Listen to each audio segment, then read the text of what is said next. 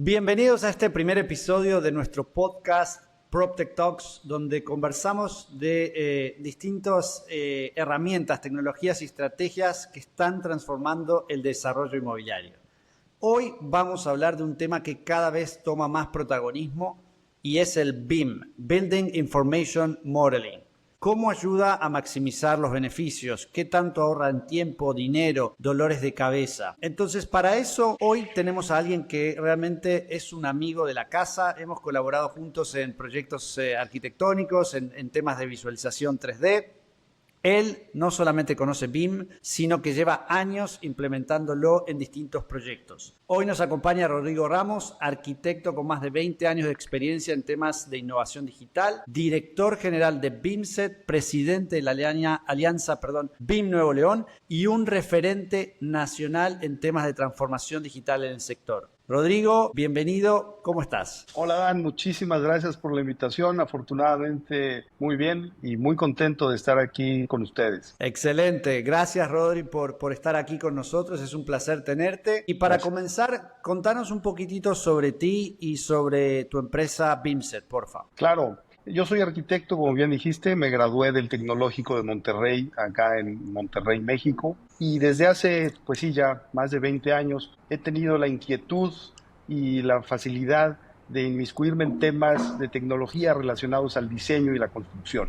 Entonces, a partir de eso, inicié haciendo temas de 3D con fines de visualización, de rendering, y hace un poco más de 10 años tuvimos, junto con mi socio, Alex Ibarra, la idea de hacer una oficina que pudiera ayudar a los constructores, a los desarrolladores, a los arquitectos, ayudarles al desarrollo de sus proyectos. Entonces ahí nace BIMSET como una oficina de consultoría de proyectos. Si bien somos arquitectos en el equipo, tenemos ingenieros de diferentes especialidades, nuestra intención como servicio es brindar información de los proyectos en beneficio de la toma de decisiones de diseño, de construcción, de logística. Ya lo platicaremos ahora, pero eso es donde nace el ADN de BIMSET.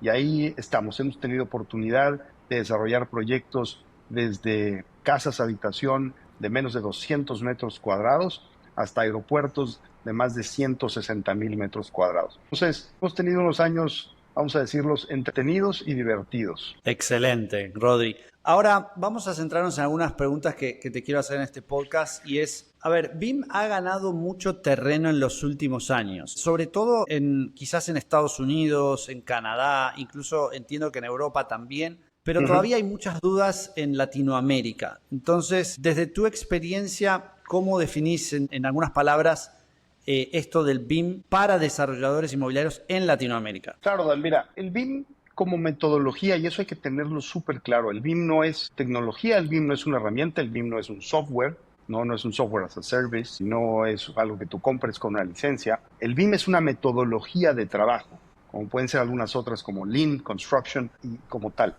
Entonces, ¿cuáles son los beneficios? ¿Por qué el tema de BIM para los desarrolladores? Porque esa metodología de trabajo nos permite tener confiabilidad en la información. Muchos de los dolores de cabeza que todos conocemos y sabemos que se dan en el desarrollo inmobiliario es precisamente por una incertidumbre de información. Es decir, los planos son correctos, si las cuantificaciones de material son correctas, si las estimaciones de avance en la construcción son correctas.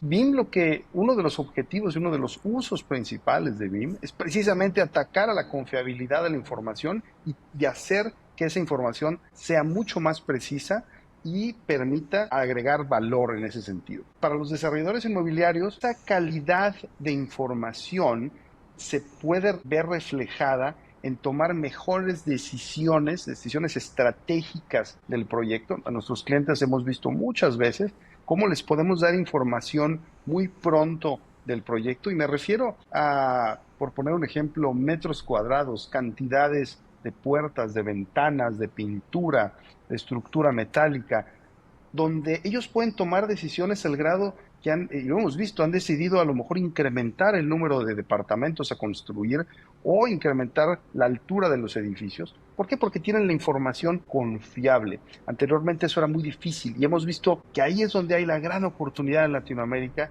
de tener, antes que esté listo el proyecto para construirse, mucha de esa información verídica para la toma de decisiones. Excelente. Ahora, uno de los temas que más llama la atención es el ahorro de costos. ¿Cómo de alguna forma cuantificamos el ahorro por haber implementado BIM en los proyectos? ¿Cómo es este proceso? Mira, esa es una buenísima pregunta porque nosotros en la experiencia, y quiero ser muy claro con esto, claro que hemos visto ahorros. Sin embargo, donde hemos visto el mayor valor agregado es donde los proyectos más bien se llegan a los presupuestos que estaban pensados. Los ahorros que nosotros hemos visto van directamente a las partidas o a las cuentas que estaban hechas como imprevistos, como adicionales, como estos extras que existen en todos los proyectos. Sin embargo, lo que nosotros hemos visto es que BIM lo que ha permitido es reducir esas partidas. Entonces, si bien el costo final del proyecto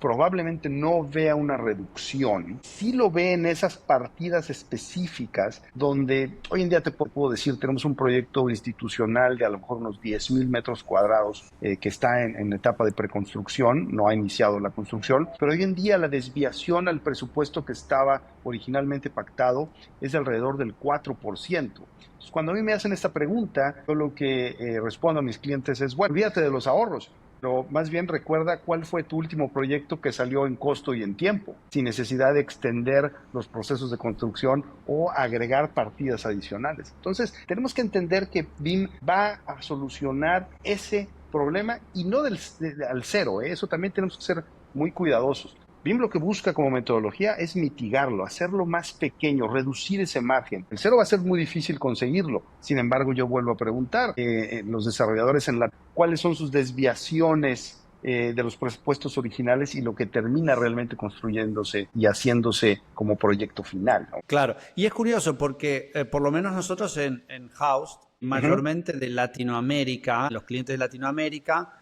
vimos, te puedo decir que no sé, 80% más o menos, o 90% incluso, son proyectos hechos en AutoCAD y no hay un modelo en BIM, no se trabaja con la metodología de BIM y eso nos sorprende, sobre todo porque estás diciendo que desde la etapa de diseño, si se planifica bien con el BIM, entonces se previene esa desviación de costos y de materiales, ¿verdad? Así es, y de tiempo, porque Y de tenemos tiempo. que acordar que el tiempo en la construcción vale muchísimo dinero. Entonces, lo que queremos es adelantarnos a posibles problemas en la construcción, en la obra, y eso claramente va a tener beneficios económicos. Pero eso creo que es importante desde nuestro punto de vista, así lo vemos, lo compartimos así. No es como que te vas a ahorrar dinero, simple y sencillamente vas a lograr tu objetivo, que al final de cuentas todos sabemos que pues, para eso son los presupuestos, para cumplirse. Excelente. Bien, y a ver, BIM tiene ciertas complejidades. ¿Cuáles son estos desafíos quizás más comunes que enfrentan los equipos de arquitectura al implementar BIM? ¿Qué estrategias o qué procesos se pueden correr, digamos, para superar estos issues, digamos? Claro, mira, el reto que nosotros hemos visto que es muy constante es que al hablar de BIM estamos hablando de trabajo en equipo, trabajo colaborativo, ¿ok? Entonces, lo que se necesita como primer paso es ponernos de acuerdo todos cómo vamos a trabajar, porque vamos a hacer un trabajo en equipo.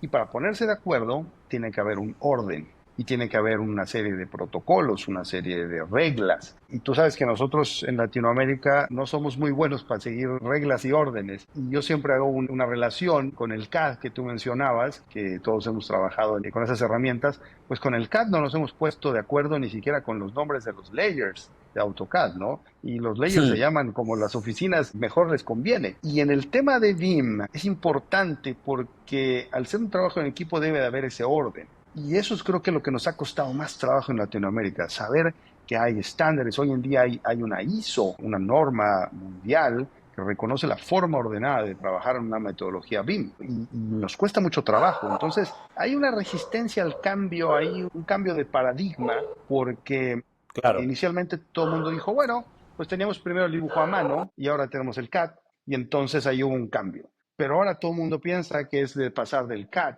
al BIM, al modelo 3D. No es cierto. Es mucho más profundo el cambio. Cambia la manera que trabaja tu oficina, tu equipo de trabajo, la manera que tú entregas la información al cliente, la prontitud con que probablemente la tengas que entregar o la constancia misma. Hoy en día el trabajo en la nube, por ejemplo, los proyectos que nosotros hacemos, todos están almacenados en la nube. Entonces, hemos tenido proyectos grandes donde hay alrededor de 60, 70 ingenieros trabajando en un mismo modelo, ¿sí? Tal cual, 3 países distintos, entre sus horarios, y todos tienen que trabajar sobre la misma información. Si no hay un orden, eso es imposible que funcione de manera armónica, ¿no? Entonces, creo que ahí es donde nos ha costado mucho trabajo. Nosotros decimos que al final de cuentas el tema de BIM es un tema 20% tecnológico, porque hay tecnología, claro que hay tecnología involucrada, pero el 80% del reto es social, ahí es sociológico. Entonces, tenemos que estar muy preparados para cambiar nuestra manera de trabajo y al final nos va a ir mejor, porque lo vas a hacer más ordenado, lo haces una sola vez, la información que se produce es mucho más precisa, ¿no? Pero hay una curva de aprendizaje. Nosotros nos tomó cuando empezamos hace 10 años, probablemente nos tomó como 2 años, ¿no? En aquel entonces. Hoy en día el ecosistema está muchísimo más desarrollado, hay muchísimo más escuelas enseñando estas metodologías y las herramientas, entonces es más fácil. Pero nosotros nos hemos encontrado con esos retos y vamos avanzando como tal. Excelente, Rodri. Y un poco para aclarar a los desarrolladores, a priori, digamos, si un desarrollador tiene que contratar los servicios de BIM a un estudio de arquitectura especializado en BIM, los costos suelen ser más altos, ¿verdad?, que hacer el proyecto en AutoCAD. Me refiero a los costos para el desarrollador por contratar esos servicios. Pero al final, pues tiene sus beneficios de haberlo hecho en BIM, ¿verdad? Claro. Mira, hay esa leyenda urbana, vamos a llamarlo así, que contratarlo en BIM es más caro. Desde nuestro punto de vista, lo que nosotros hemos visto es que cuando un estudio cambia el precio por desarrollarlo en BIM o desarrollarlo en CAD, es que ese estudio de arquitectura o de ingeniería no tiene un proceso BIM ya desarrollado. En las oficinas con las que nosotros hemos trabajado, que tú conoces algunas de ellas también, hoy en día no manejan una diferencia de precio porque han podido evolucionar. Entonces creo que también ese es parte del cambio de paradigma. El tratar de cobrarlo más porque lo estoy desarrollando en BIM, creo que hoy en día ya no tiene mucho sentido. ¿Por qué? Porque los beneficios de producción de información a nivel de los arquitectos, de los ingenieros, de los especialistas, de los consultores, para el desarrollador ya no debe de ser más caro. Claro que estamos en una curva, lleva tiempo, quienes van más adelantados es el Reino Unido, ellos fueron los primeros que empezaron. Probablemente llevan un poco más de 10 años y todavía tienen retos enfrente. Entonces, lo que quiero decir es que cada vez más debemos, como profesionales y como consultores relacionados con nuestros clientes que son desarrolladores inmobiliarios, pues tenemos que enfocar más los servicios a no tener un sobrecosto porque los beneficios también internos son mejores. Hoy en día, con un equipo más reducido de personas o con el mismo grupo de personas, podemos hacer más proyectos. Entonces, esa es parte del cambio. No dudo que así suceda, pero tenemos que empezar a cambiar eso también. Excelente, Rodri. Y un poco para ir cerrando, mirando, digamos, hacia adelante, ¿cómo visualizas tú la evolución de BIM en Latinoamérica en los próximos años? ¿Cómo ha ido creciendo? ¿Hay algunos países que se destacan más que otros dentro de lo que es Latinoamérica en temas de BIM?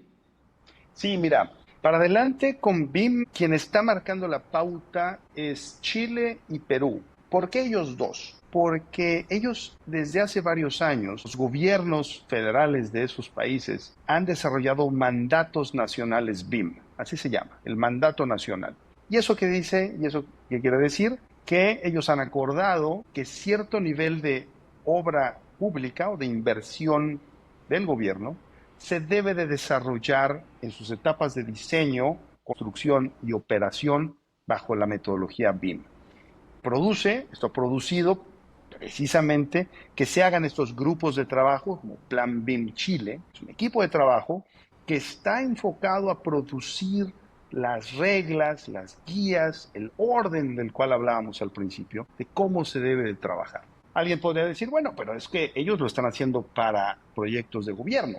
Claro, sin embargo, cuando el gobierno en estos países decide hacer estos mandatos, empieza a permear como en los niveles de desarrollo, no solamente a la iniciativa del gobierno, sino también a la iniciativa privada.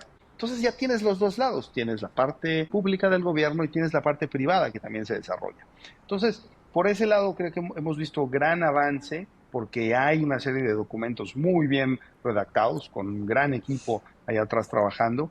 Y creo yo también, por ejemplo, Colombia ha tenido un gran avance. Prácticamente todos los países, Brasil, todos tienen comités BIM. Yo he tenido oportunidad de trabajar en México en el BIM Task Group. Sin embargo, los países que ya han desarrollado estos mandatos son los que van más adelante. Creo que todo el mundo no puede negar que tratándose de inversión pública, que es el dinero de los impuestos de todos, pues a todos nos conviene que se haga un trabajo mucho más eficiente con ese dinero, ¿no? Y va por ahí. El Reino Unido, cuando hace más de 10 años instrumentó el tema BIM, no era para ahorrarse dinero, curiosamente. Ellos lo que dijeron es, vamos a necesitar con este presupuesto, y era precisamente para la construcción de escuelas. Te voy a poner un ejemplo. Si el presupuesto en ese entonces específico decía que se podían construir 3 escuelas con X cantidad de millones de libras esterlinas, dijeron, bueno, pues ahora vamos a construir con este mismo dinero, en lugar de 3, vamos a hacer 4.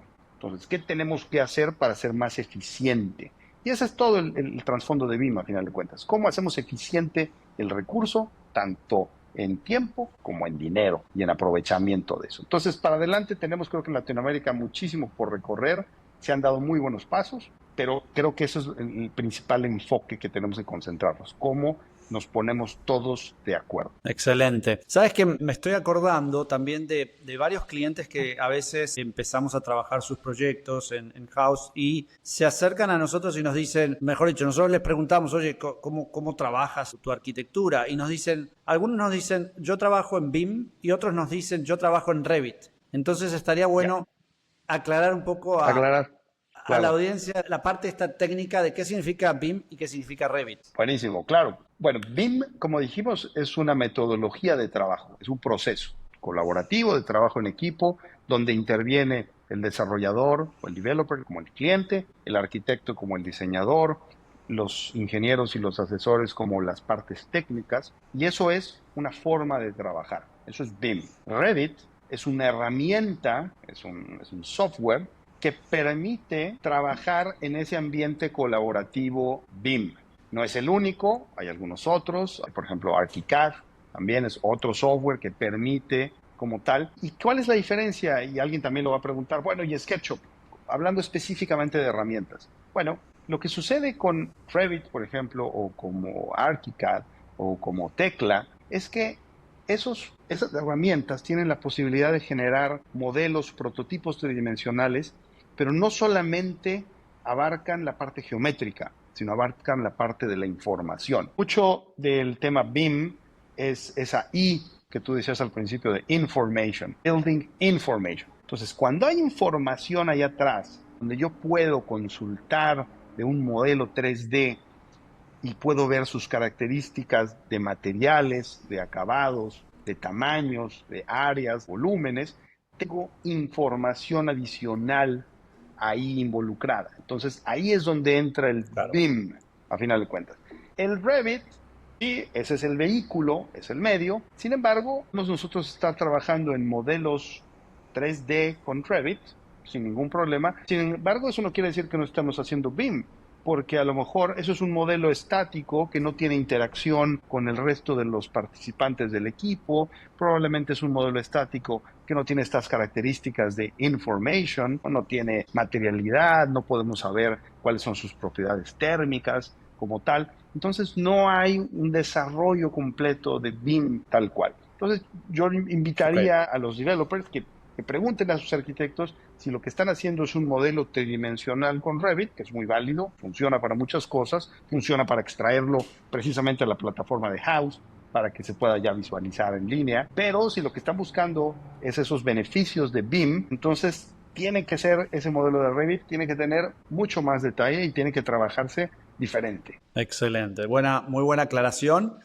Vale, por último, Adri, ¿alguna sugerencia que quieras darle a los desarrolladores que a veces, me imagino, deben estar en esta disyuntiva de me voy por un estudio de arquitectura que sabe y conoce lo que es el BIM y trabaja con esa metodología, o no, yo necesito solamente los AutoCAD, si esto es lo que necesito, el modelo 2D de AutoCAD y las plantas arquitectónicas y todo, y ya? Es decir, cómo ellos pueden de alguna forma elegir entre una opción u otra y qué sugerencias les darías a ellos. Claro, mi sugerencia es que trabajen con los arquitectos, con los consultores, con los cuales se sientan más confiados respecto a la información que ellos producen.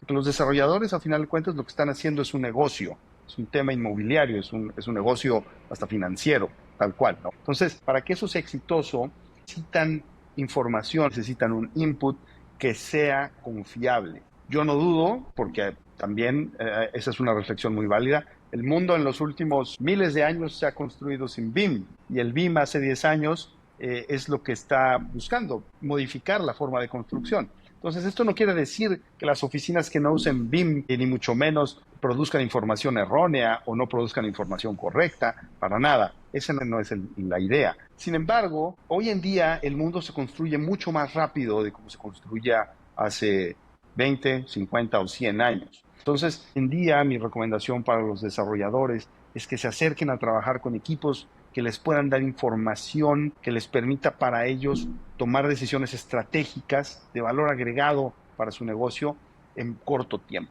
Y no cabe duda que BIM, como metodología de trabajo, permite tomar esas decisiones en cortos tiempos de manera muy precisa. Entonces, creo que va un poco por ahí el comercial. Algo que también es importante decirle a los desarrolladores es que si bien puedo entender que pueden tener oficinas de diseño, oficinas técnicas, de consultoría, de mucha confianza, que probablemente no tengan todavía una implementación BIM adecuada, bueno, existen oficinas que también proveen servicios de consultoría para hacer algo que se llama el BIM Management.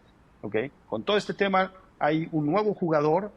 Anteriormente había arquitectos, ingenieros de estructuras, ingenieros de instalaciones o ingenieros MEP. Bueno, hoy en día hay un nuevo jugador que se llama el BIM Manager, y esta entidad es la que puede ayudar a los desarrolladores a llevar de la mano un exitoso proceso BIM. Entonces, yo les invitaría, a final de cuentas, a que se sumen a la forma de trabajo de BIM, pero siempre de la mano de un experto que les permita precisamente llevar un camino mucho más rápido para la toma de decisiones. Excelente. Bueno, yo creo que hay mucho desconocimiento de lo que significa el BIM y de los beneficios, y para eso este espacio para poder informar y asesorar y ayudar a los desarrolladores inmobiliarios a tomar este tipo de decisiones.